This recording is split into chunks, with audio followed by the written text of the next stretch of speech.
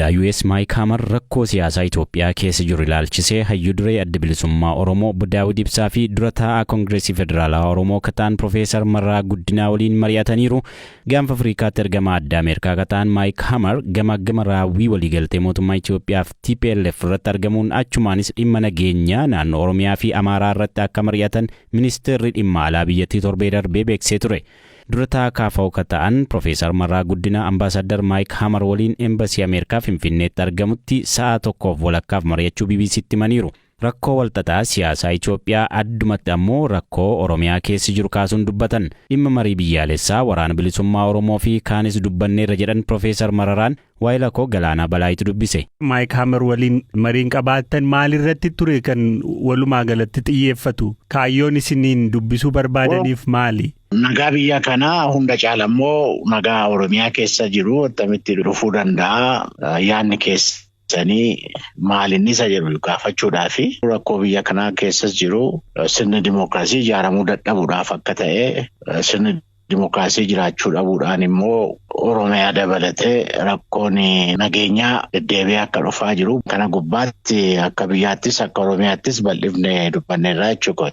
Ameerikaan rakkoo siyaasaa Itoophiyaa keessa jiru akka ta'utti hubatteetti jettanii amantuu haasaa Mike Hammer waliin qabaattanirra. Dubbii wal laalu otoo hin taane gaaffii mormituun Oromoof haa ta'u mormituun biyya kanaa gaaffii isaan kaasanii fi qophii mootummaa gaaffii kana deebisuudhaa fi qophii mootummaa jidduu yaada bal'aa jiruu fi attamitti walitti dhiyeessuu dandeenyaadha. Rakkoon isaa malee wallaalummaa miti jechuukooti. Dubbiin Mikirkir Komishinii kunfaa maalfaa kun eessayyuu akka hin geenye hunda hammachuu akka hin dandeenye amanamuus akka hin dandeenye isaanis beeku. Addatti waa'ee kanaa kaastaniittu? Waa'ee tokko isa malee kan qabu. Wanta akkasii kun hiikoo fida jettanii eeginaa isa jedhu nuti anis kaaseera. Mootummaatti yeroo bitatu bira darbee wanti inni dhufu lolas dhaabee rakkoo biyya kanaas sirna dimookiraasii ijaaruudhaa fi waa yaalamaa tures duubatti deebi'uusaa wanti hiikoon qabu isa jiru sana haasofneerra jechuukooti. Mootummaan Ameerikaa immoo dhaama alaa mariin biyyaalessaa hunda hammataa fi amanamaa ta'e akka gaggeeffamu irra deddeebiin gaafachaa dhiibbaa gochaa turedha. Kana keessaa of baasuu keessan akkamittiin hubatan? Qajeeltutti beeku komishiniin kunis maaliif rakkoo kana hiikuu akka hin dandeenye akka nuti maaliif akkasitti nuti yaannaa isa jedhu gaafataniiru. Amma siyaasni Itoophiyaa naagaletti itti meera. Akka marii kanatti deebitan dhiibbaa isin irratti gochuudhaaf yaalaniiru yookaan isin amansiisuudhaaf yaalaniiru? Dhiibbaa otoo hin taane maal wayyaasa jedhu sana bal'ifnee haasofneerra. Wanti isin akka yaada furmaataatti dhiyeessitaniif maali? Biyyi kun wanti qaama mootummaati jedhamu paartilee tokkoon ijaa qabamee jiru. Paartii fi immoo mootummaan walitti makamee ijaa jiruu fi rakkoon bal'aan kan nutti dhufaa jiru karaa sana isa jedhu akka ta'utti haasofneerra jechuudha. Wantoota kana sirreessuudhaaf ammatti wanti mootummaan gochuun irra jira jettanii warri Ameerikaas hawaasni idil addunyaas kanaan nu gargaaruu qabu jettanii wanti dhiyeessitaniif maali? Maal seete dhibee tokkoof qoricha ta'uuf sana kennuufii baannaanii jettee deddeebitee qorichuma itti kenniteef qaamni dhukkubsatee hin fayyu sii galee. Siyaasni biyya kana fayyuu hin danda'u. Kana warri mootummaas beekuutu irra jira. Nuguftara Sillaasee karaa deemu sanaan fayyisuu hin dandeenye. Dargiin karaa deemu sanaan fayyisuu hin dandeenye. Waati haadee karaa deeman sanaan fayyisuu hin dandeenye. Bilisiginaanis waggaa jaha sanumadha. Biyyi kun akka biyyaatti wajjin jiraattee gara fuulduraatti deemuudhaaf taphni sun jijjiiramuutu irra jira. Taphni sun immoo kan jijjiiramu sirna nugusaa yaalleerraa nuun taane. Sirna sooshaalistii wattaadaraawii juuntaadhaan gaggeeffamu yaalleerraa nuun taane. Sirna biyyoota dimookiraasii immoo maal ta'e lachuu kan hin taane. Yaalameeraa hin taane. Kan amma qajeeltutti yaalamne sirni dimookiraasii biyya kanatti yaalama. Isaanis waan ta'aa jiru kana baranii gara fuulduraatti attamitti gargaaraa yaadu waan yaadan fakkaatu nutis immoo addunyaan attamitti biyya kana hubachuun irra akka jiru rakkoon biyya kanaa akka maal ta'e. Gara fuulduraatti immoo attamitti deemuu danda'u nurra jira isa jiru sana ibsachuu yaalaa turre yaalla. Qabsoon immoo itti fufa. Qabsoon kan keenyadha. Mariidhaaf isin wajjin taa'uu isaanii dabalatee haala jiru hubachuudhaaf wanta tattaaffii godhan kana akka faara gaariitti ilaaltu jechuudha. mootummaa fi mormituu jidduu yaadni jiru walirraa fagoodha. Yaada kana immoo mormituunis mootummaanis attamitti walitti dhiyeeffachuu danda'a. Karaa walakkaatti attamitti wal arguu danda'a. Isa jiran si gaafatu. Hammam immoo hojiirra oolchuu isaan danda'an immoo inni kan isaaniiti. Nuti karaa keenyaa garuu bilisummaa saba keenyaa fi nagaa saba keenyaa fi qabsoo keenyatti fufuudha jechuudha. Waa'ee waraana bilisummaa Oromoo wanti isinitti kaasan jiraa? Kaasaniiru. Waan hundaa kaasan. Waan nagaa jechuun bari isaa wal qabata. Mootummaattis dubbatanii warra bosonaattis dubbatanii waan isaan irra ga'uu danda'an isaantu beeka. Garuu akka quunnamtii qaban natti himaniiru. Obbo Daawud Ibsaa waliinis marii wal fakkaataan akka geggeeffame qubanan qaba. Addatti isin dubbisan malee waliin isin hin dubbisne miti. Naanfitee ani ba'u inni gale.